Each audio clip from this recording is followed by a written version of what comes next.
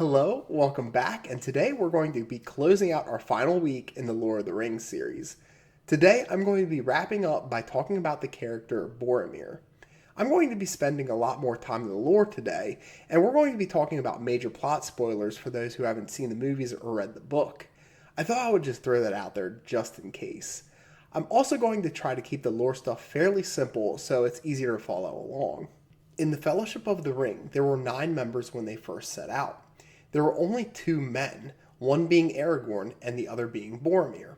Now, Boromir was a warrior of the land of Gondor, and he was their steward who was in line to lead their people. Gondor was at war with the forces of evil, which was the land of Mordor. To simplify the plot, Aragorn is going to be the eventual king over a united kingdom which includes Gondor at the end of the story, so he technically outranks Boromir. Yet the council, when they first meet, Boromir doesn't recognize Aragorn's legitimacy, saying that Gondor has no king and Gondor needs no king. We will return to the significance of that later, but the important takeaway here is that Boromir has a sense of nobility and duty to his nation, and it's always on his mind. He is under constant pressure to bring an end to the war for the sake of his home by any means necessary. Later in the story, Boromir is tempted by the ring, and he attempted to take the ring from Frodo. He fails in doing so, and immediately feels remorse for his actions. While the book and the movie have slightly different versions of events, this leads to the breaking of the Fellowship, where Frodo proceeds to flee with Sam. Boromir attempts to drive off the orcs to save the hobbits, but he was mortally wounded. As he lay dying, Boromir confesses what he did to Aragorn. Aragorn then says that his honor never left him, and that he fought valiantly despite what he did wrong. A promise is then made, an oath that their homeland would not fall. In the movie, Aragorn says, "Our people," which is repeated by Boromir. "I would have followed you, my brother, my captain, and my king." While these exact words are not in the books, it carries with it the intent of the scene in a succinct and powerful way.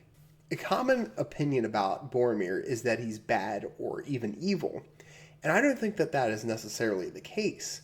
Other people say that he is the most flawed character in the Fellowship, and that is something that I would agree with.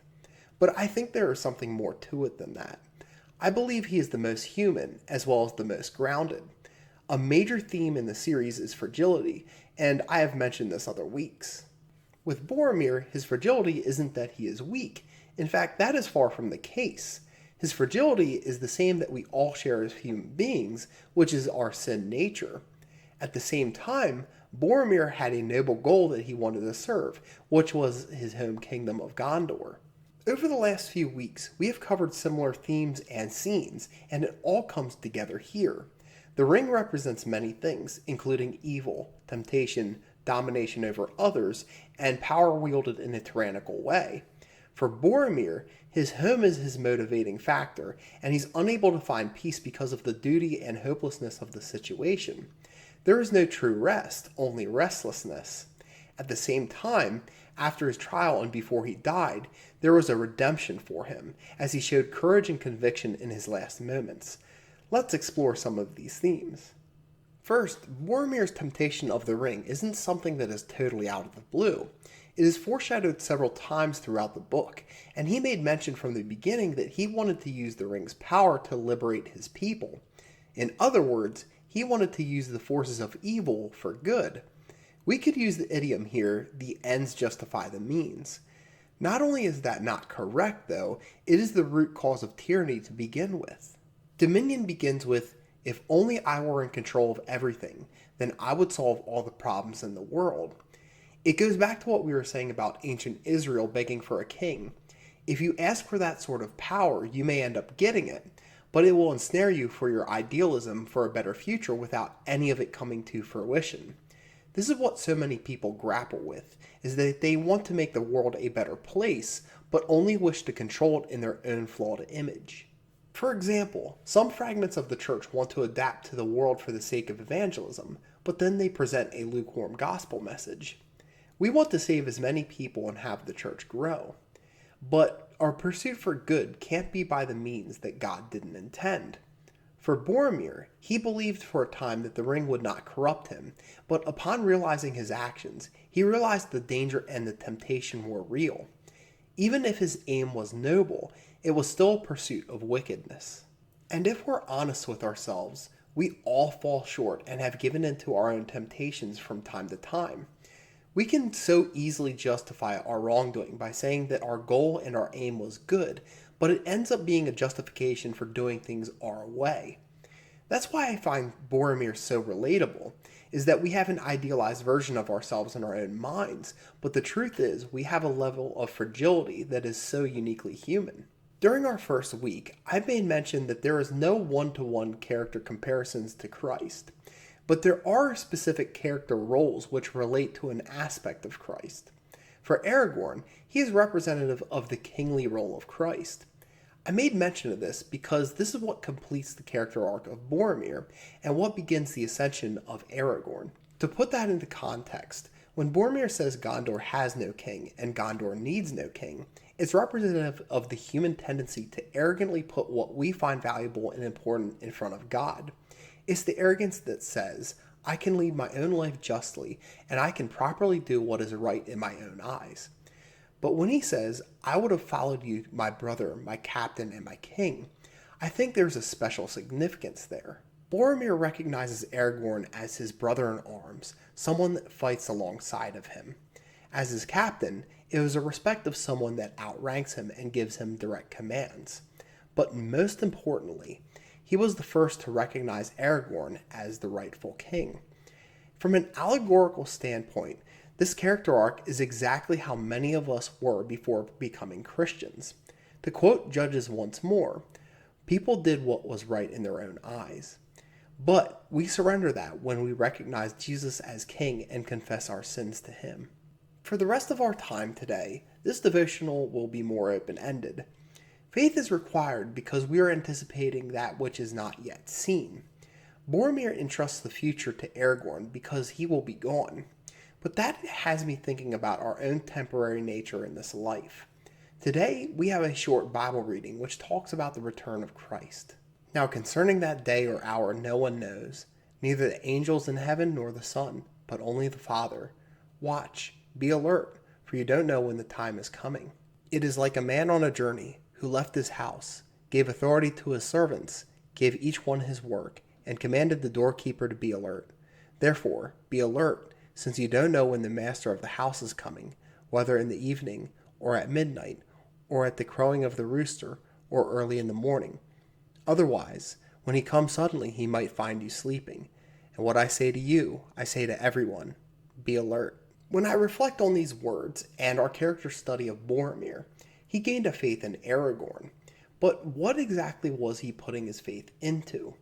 And in part, that is what I've been grappling with for the past couple of weeks. I looked up a poll that asked Christians whether or not Christ will come back by 2050, and that was done well over a decade ago, and 48% of respondents said that it was likely or it would happen. Throughout history, there are many people who falsely predicted the return of Christ prematurely.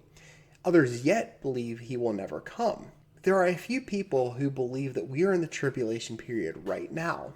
Some believe what they see in the news has a direct control over when Jesus will come back. Plenty of people would point to the moral decay of the West and say that our societal collapse is an imminent sign of the Lord's return. Even outside of Christianity, there are all sorts of alarmist rhetoric in regards to an end of the planet, whether from man-made carbon emissions or nuclear war. What I don't want to do is belittle people who have other opinions on the matter, and that's not where I'm taking this devotional. In fact, I'm not going to pretend that I have any of the precise answers on any of this. But what I will say is that so much of our focus as believers has been looking at the yield signs or the exit signs rather than staying on the highway. Just as we said last week, that courage is contagious. Fear is contagious as well. There are certain realities that we face as Christians, but so much of it can truly be demoralizing. Which is why I think we want to seek out a specific certainty as to how it will all turn out, and placing our faith in service of that goal rather than having the belief that Christ is King and He is ultimately in control. To some degree, Trying to find certainty in the uncertain is like wanting to use the ring for the greater good when we already have Jesus. We run the risk of robbing ourselves of hope and peace when we place our hope in anything except for Jesus Christ and his kingdom, and that could lead to disappointment. I'm specifically thinking about all the people who were led astray by those who claimed to know when Christ was coming back and placing their faith in that. Boromir at first couldn't see the long-term plans for victory, and honestly, we sometimes can't see it either. But that's when we run the risk of taking matters into our own hands, or to do something outside the will of God because of our short-sighted nature. Yet we know that God has a plan and a perspective that we can't see, and he is a God of perfect mercy and perfect justice. Dear friends, don't overlook this one fact. With the Lord, one day is like 1,000 years, and 1,000 years like one day. The Lord does not delay his promise, as some understand delay, but is patient with you, not wanting any to perish, but all to come to repentance. The reason that we need faith isn't because we're trying to convince ourselves of a lie, it's because we need his guidance. It's hard to see what lies beyond ourselves, and that the future may carry on. But what we must not do is rob ourselves of hope because of what can't be seen. To close out, I usually like to end on a poem or a song lyric, and at the end of the first movie, after the Fellowship of the Ring has been disbanded and Boromir dies, this song by Enya is played over the credits, which I'm going to read the lyrics to. May it be an evening star shines down upon you. May it be when darkness falls, your heart will be true. You walk a lonely road, oh how far you are from home. Believe and you will find your way, a promise lives within you now. May it be the shadow's call will fly away. May it be your journey on to light the day. When the night is overcome, you may rise to find the sun. Believe and you will find your way, a promise lives within you now. I think this is such a great song to close out this devotional and this series. The tragedies that we live through can debilitate us and prevent us from seeing our way forward. This song speaks to that in such a simple way. We must remember the promise to keep the faith and to endure till the end of the age. My challenge for this week is this. Are there any obstacles to our faith that we put up because we insist that we do things our way rather than what God intends us to do? That's all I have for today. So until next time, God bless and stay salty.